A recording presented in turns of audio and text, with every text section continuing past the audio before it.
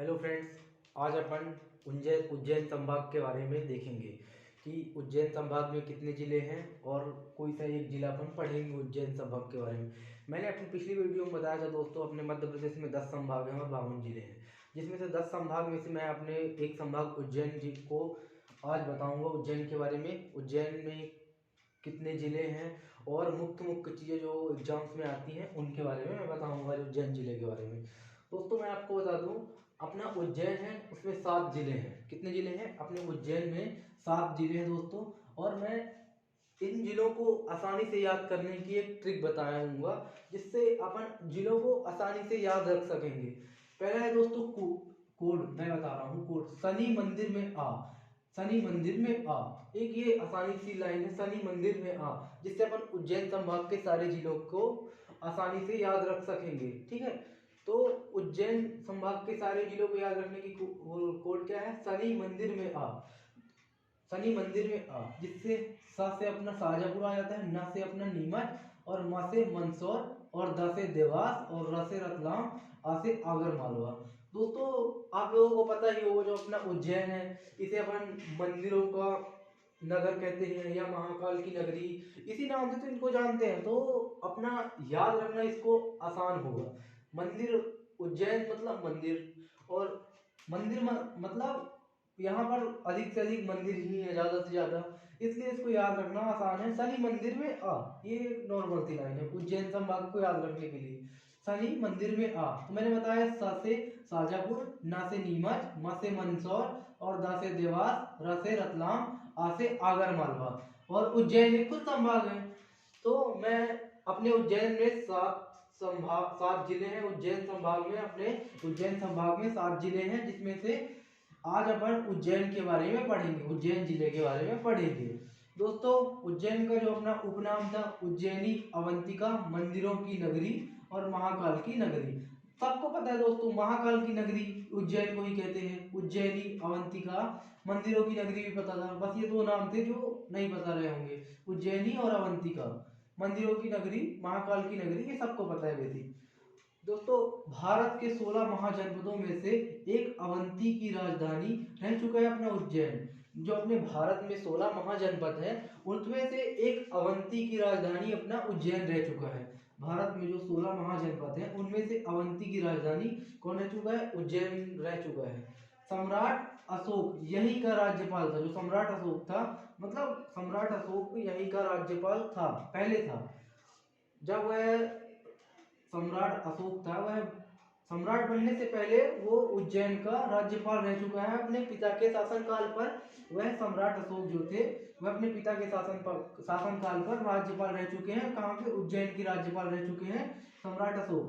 उसके बाद दोस्तों विक्रम विश्वविद्यालय व महर्षि पाणिनि विश्वविद्यालय। महर्षि पाणिनि विश्वविद्यालय संस्कृत महाविश्वविद्यालय दोस्तों, इसकी स्थापना वर्ष 2008 में हुई थी। वर्ष 2008 में हुई थी महर्षि पाणिनि विश्वविद्यालय की। ठीक है, उज्जैन, जो अपना उज्जैन है ये क्षिप्रा नदी के तट पर है। जो अपना उज्जैन है दोस्तों, ये क्षिप्रा नदी के तट पर स्थित है। किस नदी के तट पर स्थित है दोस्तों? क्षिप्रा नदी के तट पर। और जो अपनी क्षिप्रा नदी है, ये इंदौर से निकलती है दोस्तों। कहाँ से निकलती है? इंदौर से। इंदौर के काकड़ीवाड़ी पहाड़ी से निकलती है अपनी क्षिप्रा नदी।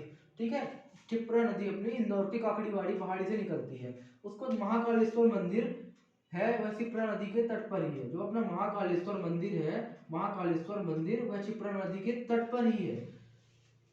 और महाकाल के 12 ज्योतिर्लिंगों में से एक है ये। जो अपना महाकालेश्वर है, ये 12 ज्योतिर्लिंग, जो अपने महाकाल के 12 ज्योतिर्लिंग है, उसमें से एक है महाकालेश्वर।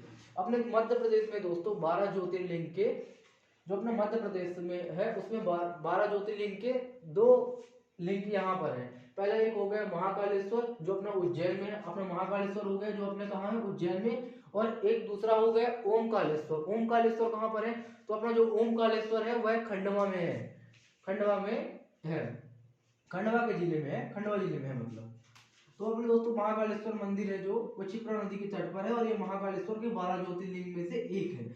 हर 12 वर्ष में कुंभ लगता है क्षिप्रा नदी के तट पर। जो अपना क्षिप्रा नदी के तट पर है, हर 12 वर्ष में एक बार कुंभ लगता है दोस्तों। कुंभ का मेला कह लो या कुंभ लगता है। मेला, कुंभ का मेला कहने में अपन को याद रहेगा ऐसे कुंभ का मेला लगता है क्षिप्रा नदी के तट पर। अभी जो फिलहाल लगा था दोस्तों ये 2016 में लगा था। अब जो लगेगा दोस्तों ये 2028 में लगेगा, 2028 में लगेगा, 2028 में लगेगा अगला मेला। ठीक है, हर 12 वर्ष में कुंभ लगता है क्षिप्रा नदी के तट पर। अभी 16 में लगा था, अब 28 में लगेगा। जो अपना महाकालेश्वर, कई बार पेपर में पूछा गया है, जो अपना महाकालेश्वर मंदिर है वो कौन सा मंदिर है? तो दोस्तों जो अपना महाकालेश्वर मंदिर है वह दक्षिण मुखी मंदिर है। कौन सा मंदिर है? दक्षिण मुखी है। ठीक है, महाकालेश्वर मंदिर दक्षिण मुखी है, अपना दक्षिण मुखी। उज्जैन को मंदिर एवं मूर्तियों का नगर कहा जाता है। मैंने पहले ही आपको बताया था ये मंदिर से कि सही मंदिर में आज कोड याद करवाया था। मंदिर मतलब उज्जैन को मंदिरों का नगर ही कहा जाता है, इसलिए मैंने इसका जब कोड बनाया था तो इससे बनाया था, शनि मंदिर में आता, ताकि आसानी से याद रह सके दोस्तों। तो उज्जैन को मंदिर एवं मूर्तियों का नगर कहा जाता है। किसका नगर कहा जाता है उज्जैन को? उज्जैन को मंदिर एवं मूर्तियों का नगर कहा जाता है। उसके बाद दोस्तों उज्जैन में संदीपनी ऋषि का आश्रम है। संदीपनी ऋषि दोस्तों मैं यहाँ पे थोड़ा सा रफ कर देता हूँ।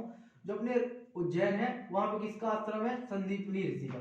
संदीपनी ऋषि का जो आश्रम है दोस्तों, वहां पर अपने भगवान श्री कृष्ण, बलराम, सुदामा ने शिक्षा ग्रहण की थी। कहाँ की थी? संदीपनी ऋषि के आश्रम में। किसने किया था? श्री कृष्ण, बलराम और सुदामा ने शिक्षा ग्रहण की थी। कहाँ? उज्जैन में ही की थी, संदीपनी ऋषि के आश्रम में की थी। ठीक है, उसके बाद दोस्तों राजा विक्रमादित्य ने उज्जैन को अपनी राजधानी बनाया था। राजा विक्रमादित्य जो थे उन्होंने उज्जैन को अपनी राजधानी बनाया था। ठीक है, उसके बाद जो अपने महाकवि कालिदास थे विक्रमादित्य के नवरत्नों में से एक थे। दोस्तों जो अपने महाकवि कालिदास जी थे वो विक्रमादित्य के, किसके? विक्रमादित्य के नवरत्न थे। जो नवरत्न में से एक थे कौन? महाकवि कालिदास जी। ठीक, तो इसमें उज्जैन में से महाकवि कालिदास की कुछ ना कुछ रचनाएं पूछ ही लेगा दो तीन, तो मैं रचनाएं भी बताता हूँ आगे चल के। और जो अपना उज्जैन था, शून्य का प्रयोग ब्रह्मगुप्त ने उज्जैन में किया था। 6वीं व 7वीं शताब्दी में गणित व खगोल विज्ञान का प्रधान केंद्र था। कहाँ? अपना उज्जैन में ही था। जो अपने ब्रह्मगुप्त जी थे उन्होंने उज्जैन में सबसे पहली बार उज्जैन में शून्य का प्रयोग किया था। और 6वीं व 7वीं शताब्दी में गणित व खगोल विज्ञान का प्रधान केंद्र भी उज्जैन में था अपने। उसके बाद जंतर मंतर। जंतर मंतर दोस्तों ये बहुत ही आईएमपी है। जंतर मंतर खगोलीय वेधशाला थी, खगोलीय वेधशाला थी, जिसको किसने बनवाया था? पूछेगा। जंतर मंतर खगोलीय वेधशाला थी, उसको किसने बनवाया था? तो सवाई राजा जयसिंह ने बनवाया था। किसने बनवाया था? सवाई राजा जयसिंह ने बनवाया था। किसको बनवाया था? जंतर मंतर खगोलीय वेधशाला थी, उसको अपने सवाई राजा जयसिंह ने बनवाया था। उसके बाद दोस्तों नेक्स्ट बृहदहरि की गुफाएं। बृहदहरि की गुफाएं, इससे भी क्वेश्चन आते हैं कई बार दोस्तों। बृहदहरि की गुफाएं, यह राजा हरि ने यहाँ पर क्या की थी? तपस्या की थी दोस्तों। राजा हरि ने तपस्या की थी। कहाँ? बृहदहरि की गुफाएं में। ठीक है, इससे क्वेश्चन आता है बृहदहरि की गुफाएं में किसने तपस्या की थी? तो राजा हरि ने तपस्या की थी। उसके बाद पृथ्वी पे रत्न के समान, मतलब जो अपना उज्जैन है, उज्जैन को किसने कहा है? पृथ्वी पे रत्न के समान दिखाई देता है। दूर से देखने पर पृथ्वी पे ये जो उज्जैन है वह रत्न के समान दिखाई देता है। तो ये अपने महाकवि परिमल जी ने कहा था। क्या कहा था? पृथ्वी पर उज्जैन रत्न के समान दिखाई पड़ता है। उसके बाद दूसरा दोस्तों अपने महाकवि कालिदास जी ने क्या कहा था? स्वर्ग का चमकता खंड, स्वर्ग का चमकता खंड उज्जैन को किसने कहा था? कालिदास जी ने। जो उज्जैन है यह स्वर्ग का चमकता खंड है, ऐसा कालिदास जी ने कहा था। उसके बाद दोस्तों नेक्स्ट एशिया का सबसे बड़ा सोयाबीन संयंत्र कहाँ है? एशिया का सबसे बड़ा सोयाबीन संयंत्र जो है अपना उज्जैन में ही है। नागदा में कृत्रिम रेशा बनाने का कारखाना है। ये इंपॉर्टेंट है और क्वेश्चन पूछता है, इसमें लोग कंफ्यूज हो जाते हैं। तो यह नागदा में है, नागदा में कृत्रिम रेशा बनाने का कारखाना है। ठीक है, उसके बाद नेक्स्ट है दोस्तों कर्क रेखा। कर्क रेखा जो अपनी है ठीक उज्जैन से गुजरती है और महाकाल का जो मंदिर है, महाकालेश्वर मंदिर है, उसी के जस्ट ऊपर से गुजरती है अपनी कर्क रेखा दोस्तों। तो ये याद रखने का एक आसान तरीका है। कर्क रेखा उज्जैन में कहाँ से गुजरती है?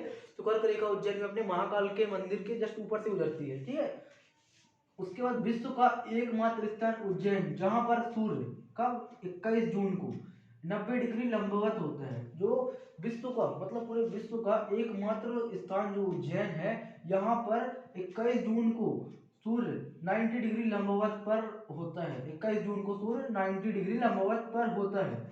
उसके बाद नेक्स्ट टॉपिक नेक्स्ट है उज्जैन को प्राचीन नगरी कहा जाता है, ये पूछा गया है। उज्जैन को क्या कहा जाता है?